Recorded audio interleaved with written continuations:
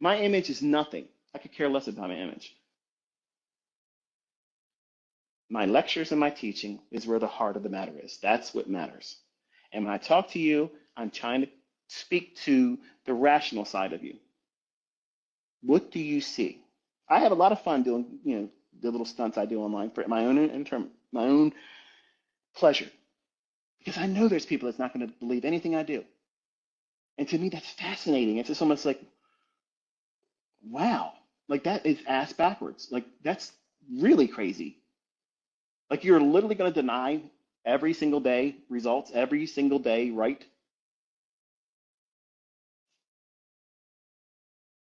And then seeing the satisfaction of seeing people say, you know what? I didn't need to see you do this, but the fact that you did it just gave me a huge bump in confidence, in knowing that this is 100% rigged. You can see it before it happens when you understand what you're looking for. And it gives you a visibility that helps you fight off this uncertainty, this fear of missing out a move. See, that's the problem with all this retail horseshit. You can't tell me when the supply zone is going to form. You can't tell me when the demand zone is going to form.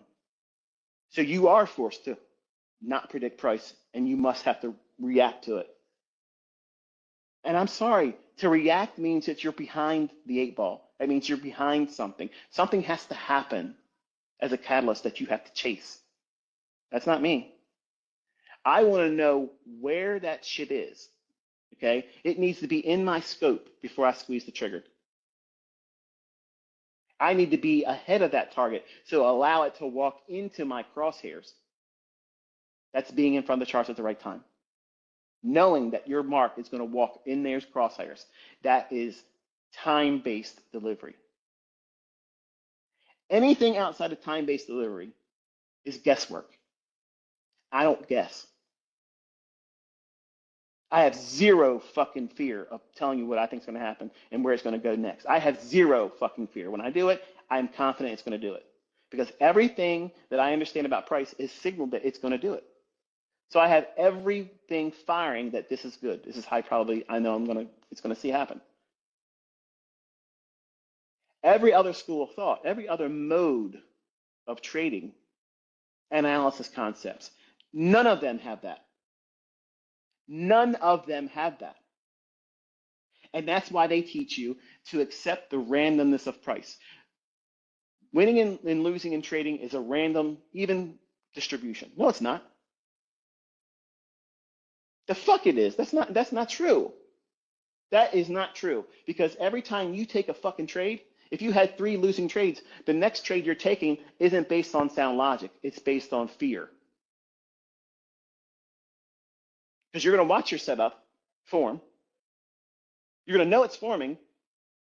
Then you're going to watch it form, but you're going to be scared shitless to take anything on it. And then once it runs a little bit, you're like, fuck, okay, well, I know it's probably going to go there now. Let me just get in here. And I have confirmation now. No, you're fucking chasing price. That's what's confirming. You're confirming that you're chasing price. So you're not following your model. You're not following your fucking model. So there's no even distribution of wins and losses that are randomized. That's not the only thing that's random is your ability to stay within the guidelines of your model. That's what's random. That's why supply and demand zones are horseshit and bullshit. That's why fucking trend lines are bullshit, because they're too subjective. You know what? There ain't no subjectivity to the first presented fair value gap. There's no fucking way somebody's going to argue that that didn't exist right there at that time. You're not going to argue about the first presented fair value gap on Monday and extend that throughout the entirety of the week. Once you understand what that is, that's real jade. We're all going to have the same first presented fair value gap on the week. We're all going to have that. We're all going to have the same first presented fair value gap between 1:30 in the afternoon and 2 o'clock in Eastern time for the PM session, any given fucking day. We all have that. I've given you that gift. I've given that to you. That no one can hide it from you. They cannot take it from you. They can't pry it from your fucking hands. They can't tell you that it doesn't fucking work. I have pissed in their fucking face, and they thanked me for it. Because they could have done this in front of me and you, where they could have ran that fucking market the other direction and fucked me in front of all of you. They could have done that. Given enough opportunity, they will start doing it.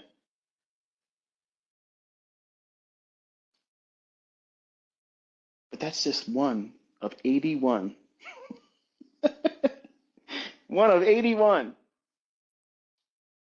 And I've already told you, don't fear them taking 24 hours into the equation, because that same time, 4:14 p.m., when the market would be the last print and the market would settle, okay? You see them ring the bell at 4 o'clock, ding, ding, ding, ding, ding, and they applause like they did something that day, like they won something. And then for another 14 minutes, they allow it to settle. And it's usually, unless it's earnings season, 4 o'clock to 4:14 p.m. Eastern time, it's kind of lethargic and doesn't do anything. But that price, the last print at 4:14 p.m. and the first print at 6 p.m., watch. I'm telling you, nothing's going to change. The only difference is there's going to be candles between those two that normally aren't.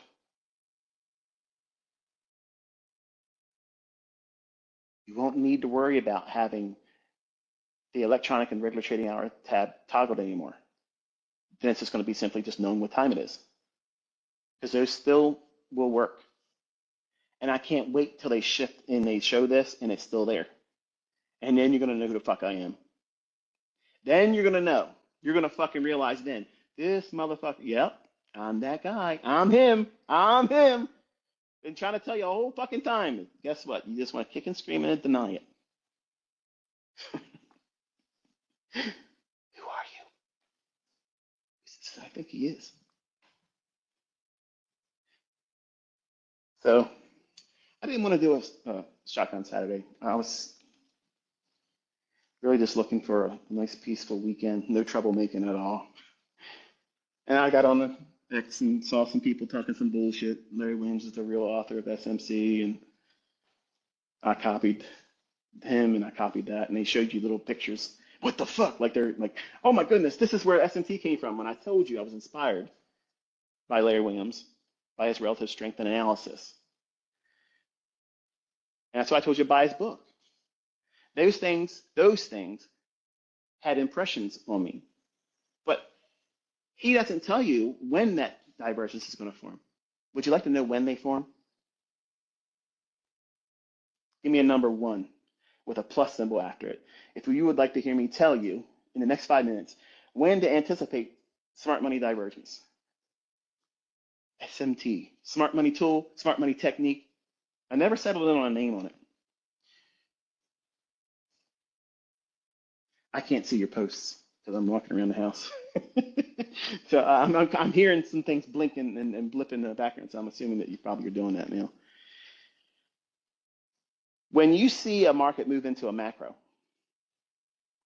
now a macro is me showing you how it's been codified, coded, scripted to run for inefficiency or liquidity. That's what that 20-minute interval every single hour, it does this. Now, if you understand that that is where price is going to seek to jump to reach for, to draw towards, move in the direction of a obvious inefficiency above or below the market, or an obvious relative equal high or low, or a singular high or low, like a London session high or a London session low. Sometimes they're not always a relative equal low or relative equal high. In London session, that one we treat a little bit differently because it can be a singular high, not relative equal highs. So a SMT divergence will form usually just before the delivery from a macro.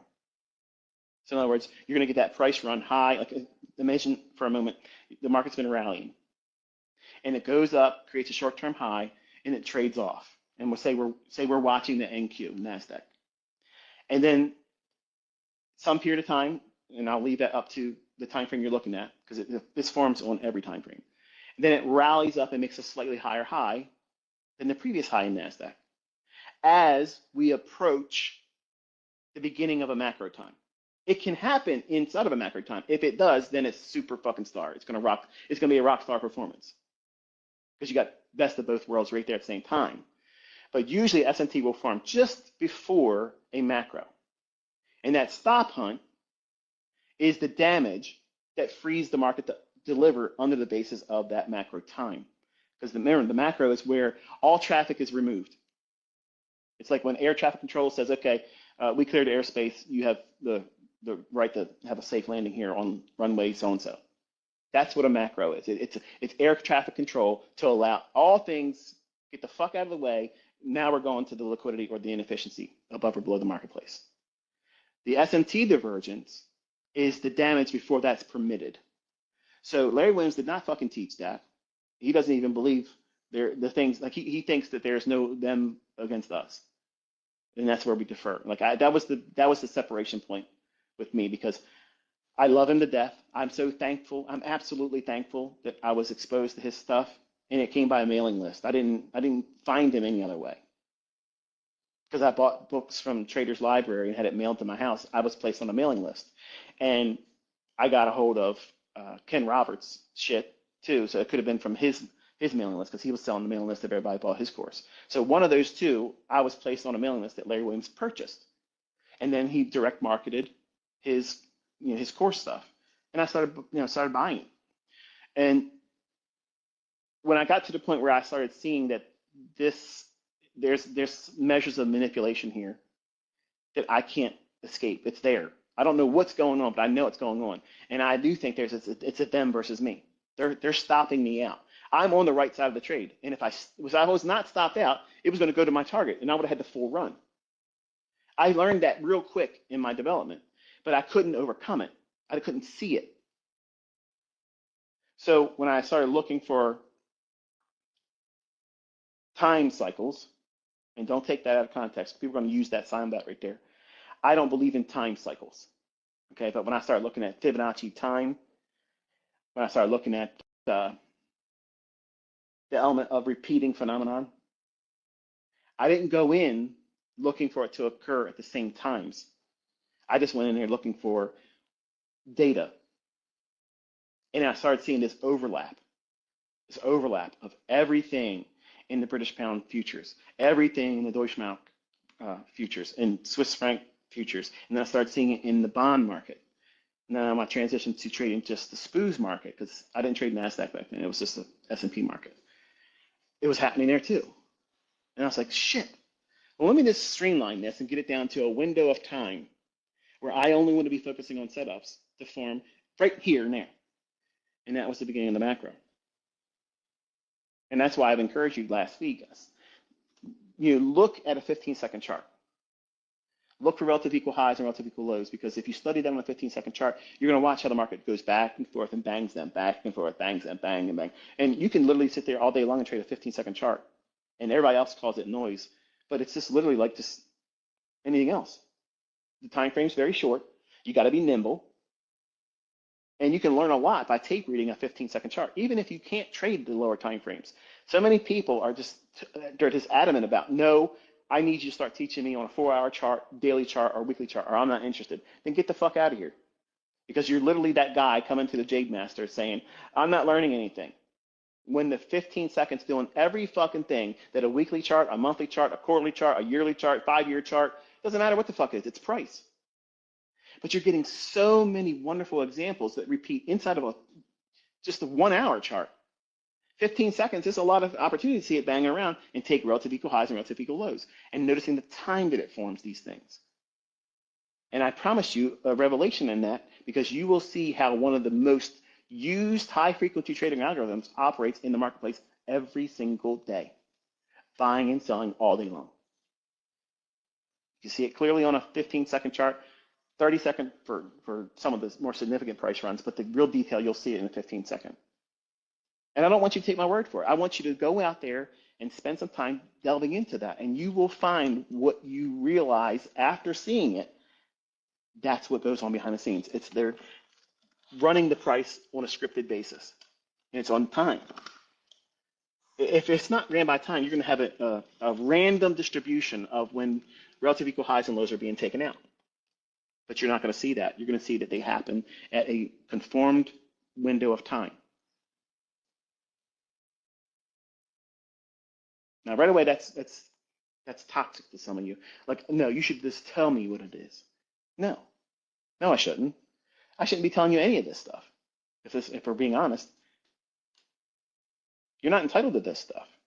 But you have a wonderful revelation if you do that. I'll share with you 15-second charts for the people that don't have that chart. I'll share the morning session to the guys of a 15-second chart next week, this starting this week. And that way you can look through the chart and study it. And you'll see it. You'll note it. And once you get that, the whole idea of this market being scripted or there is no central algorithm, you're full of shit, man.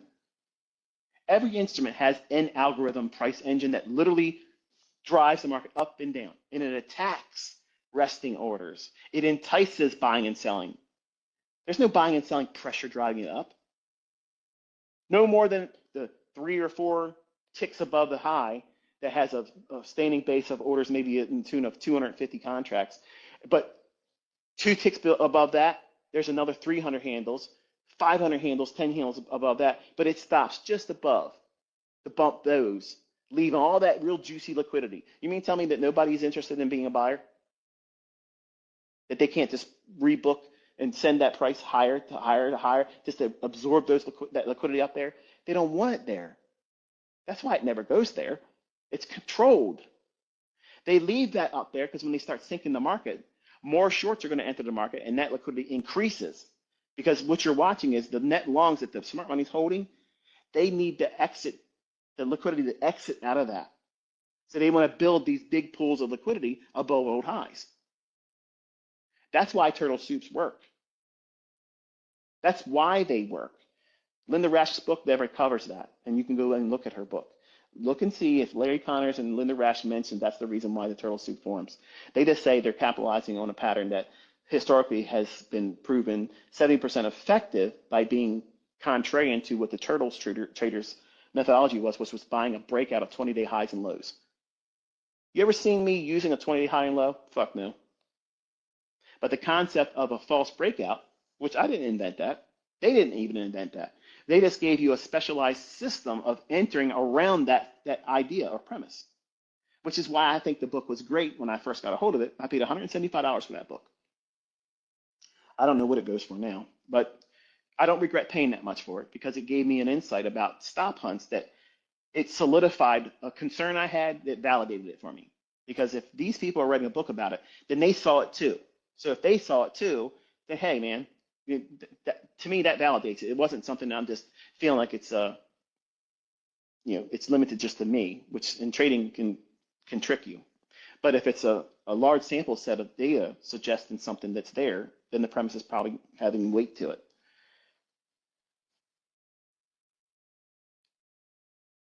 Knowing how a turtle soup will form before it forms, same premise. A turtle soup can form right before a macro or just after a macro begins. But knowing the narrative of how that daily candlestick is going to form a down close day or an up close day is going to be understood based on where the liquidity is and how we start the day. Is it going to rally first and create the high of the day, or is it going to sell off initially, trick people short, leaving relative equal highs that they run for later in the day? That creates the high of the day, and the only thing they're really running out is the engineered buy-side liquidity. Then send it lower for the close, and that's your narrative. That's the bias is short, but it isn't always open, go straight down, close. How we trade initially after the opening, because in a perfect world, what we want to see is when we're bearish, it opens, rallies up, and takes out the liquidity above 7 to 9 o'clock in the morning, or London high, or Asia's high. And we use the economic calendar to bridge that, which one do I really want to focus on? But we always, every single day, use the liquidity that's formed just after 7 o'clock Eastern time, prior to the 9:30 opening bell. Those pools of liquidity cannot be hidden from you. And when it's a clear, obvious relative equal high or relative equal low, and it would match how the daily candlestick should form, for the purposes of power three. In other words, you're bullish, your bias is bullish. You think the weekly chart's going to keep working towards a level higher. Okay, wonderful. That means you're going to be looking for easy bread and butter idea is at 7 o'clock in the morning, go to 9:30. At 9:30, in that last 90 minutes, where is the relative equal lows? If there is no relative equal lows, just find the lowest low if it's a singular low. That's where you're going to expect the price to drop down in a perfect world. But because we have to watch and see what the opening range can do for the first 30 minutes, unless it just does exactly what we're expecting right at the gate, which is a Judas swing and when we're bullish, it drops down and goes for the liquidity. Then you know what you're waiting for. Go down there and get it, soup it, use the first resistance to fair value gap that you come to after it runs the liquidity. Okay, it's a little variant on the gauntlet. It doesn't have to have a breaker there. Okay, so running it, I just slipped that in there, and people that didn't stay on, they didn't hear that. But the raid after going down to hit that sell side, even if it's going to go lower, the chances of you getting 50% of that drop down, that many times can be a trade. It can yield you 20 handles. It could yield you, and in today's volatility, it could be as much as 50 to 100 fucking handles. You know, it's relative to what you're seeing in terms of volatility at the time when you're looking at the market versus, well, guessing what it's going to do. Yeah, there's a process of you determining what liquidity it should reach for. Perfect world, it drops down for liquidity, makes the low of the day, and then all day long, the rest of the day, it just keeps going higher. That's a perfect classic buy day. They happen about 4 to 6 times a year. I'm sorry, a month. Every other day might get like you're bullish, your bias is bullish. The weekly chart you're calling for a specific premium PD array, and then the market rallies first. You know, that don't make any fucking sense. Like you want to see it drop down. I mean, what do? You wait, and then if it's left relative equal lows during the opening range, it's going to come back down for the silver bullet to get that. And then run higher going into the lunch. And then whatever short-term high that's in the middle of that run, it'll bump down into that during the 2-hour lunch period, hit that liquidity, and then expand for the rest of the day, give you the classic up close when you're bullish. There's only a few scenarios that's going to pan out. There isn't dozens. Okay, if the market's going to close high or close low, there's only 3 scenarios that's there. 3, that's it. Experience is going to dictate how those 3 scenarios look and narrate that price being delivered for the daily candle. That's it. That's how it is. The only caveat to that is it's going to start off as it should, and then it goes into seek and destroy. And that's always the wild card. Well, guess when that usually happens? The week of PMI. It's the week of non-farm payroll, FOMC rate announcement, CPI number. That's it. Nothing else. Nothing else invites the seek and destroy. So you may not know if it's going to rain today, but you can identify when the clouds start forming, okay, where are we at on the economic calendar? This could become seek and destroy. So if you made money and things start looking stupid, turn your charts off. Isn't that easy? That's easy. Everything has a process. Everything has a place and a time for it. And you have these rules and have these processes and protocols. It removes all of that fear of missing out. It removes all that greed. I have to have a winning trade right now. It removes the necessity of you being right every single time. It gives you the strength to know that what you're using is sound logic. It is not to do away with, well, throwing the baby out with the bathwater. That's usually what happens. And the long and short of it is until you place yourself in front of the charts and you submit yourself to it, you won't see these things. You won't benefit from it. It just sounds like mumbo jumbo, blah, blah, blah. All he does is talk, talk, talk, talk, talk. I'm walking it this year. I'm doing it right in front of you. Can you imagine? Can you imagine every single time I come out here, what I say is expected to happen in the price, and it did the exact opposite of that? How fucking embarrassing, how telling, how revealing would that have been? Then all of you would have had every reason to believe the bullshit that people say about me. But you don't have the luxury of seeing it that way, do you? You have the opposite. You have the terrible discomfort and argument of, well, he's getting lucky every fucking day, but eventually what's going to happen is, It's delicious. I love it. But then anyway, I just realized we've been talking for a little while. Yeah, looks like it's we're in the macro, 9:50 to 10:10 macro. I guess all you guys should be woke up now, and most of you probably will be afraid to see the length of this one. So at least we started at 4 o'clock, and it's like 6 hours, isn't it? 6 hours. Is that the longest I've ever done? It doesn't feel like it's been 6 hours. You want to go for 10? Let's just fucking go 10. 10 hours, only the strong. Fuck that. I got shit to do. I got to get out of here.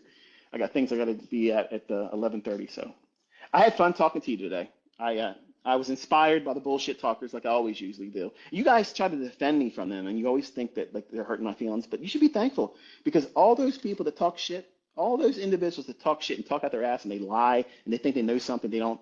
And when I see that stuff, chances are it's going to inspire me. And like rocket fuel, like it inspires me to set the record straight and say, here's what you are really talking about, but should be talking about. Here's what you're ignoring. And when people take a stop and they listen to this, and if you've been a student of mine, and if you've been listening to other people blow beat about bullshit that ain't true about me or whatever, it'll wear on you because you don't have the experience to say, yeah, I ain't listening to that. It's horseshit. I've been around with him long enough to know that this is not what he is and this is what he's doing, and I've seen it in my own hands. That's experience that nobody can pay for. But they inspire me. I don't look at them as, oh, they're hurting my feelings. Like, I love it because I can come out here and remind you this, that, and the other thing, and you can't cancel it. You can't argue against it. It's not like I'm not telling you before it happens. Look at the week. Look how we traded inside that range of non-farm payroll Friday high. We were aiming initially for Thursday's high of last week, and we used that daily fair value gap that was bullish. I shaded in yellow. I said no close below keeps it valid for it to send price higher. And we spent most of the week doing what? Reaching up. Now, a apt pupil, someone that's really interested in wanting to learn, they'll go down into the 15-second chart and look for every relative equal low when it formed and when they ran through that and then sent price higher. And that is your everyday model. That's your everyday deliverer. Every time you get in front of the charts, you're looking for that. And that forms every 60 minutes. You got to know what it's reaching for, though. You derive that from a weekly and a daily chart minimum. Nothing less than a daily chart. But primarily, you want to use a weekly chart. What is it reaching for? And every relative equal low on a 15-second chart, once it's rated, if you take the first presented fair value gap, after that, you have a high frequency trading algorithm right there. For a short-term high or relative equal high or any inefficiency above it, that's your first partial. And then you hold it and see if it can start delivering to that higher time frame target. And then if it does, once you get up to 11 o'clock, if you can afford to take a partial, do so. Because you might have the lunch hour, which is really 2 hours long. It could retrace and go even beyond where you got in at and shoot for a London low, upset the people that are in there long. That's more likely to occur if you're in the discount area of that primary range that you're expecting to see delivered on a daily or weekly basis. In other words, that draw liquidity that you're aiming for bias purposes. When you're in the first half of that price run that would materialize, there's going to be stop hunts like that will occur. So you have to trade differently a little bit there. But when we get to a premium side of that price run, you won't see these big drops down. They won't need to come down there because they want to get closer to that exit strategy of getting out at that pool of liquidity or that inefficiency that's a premium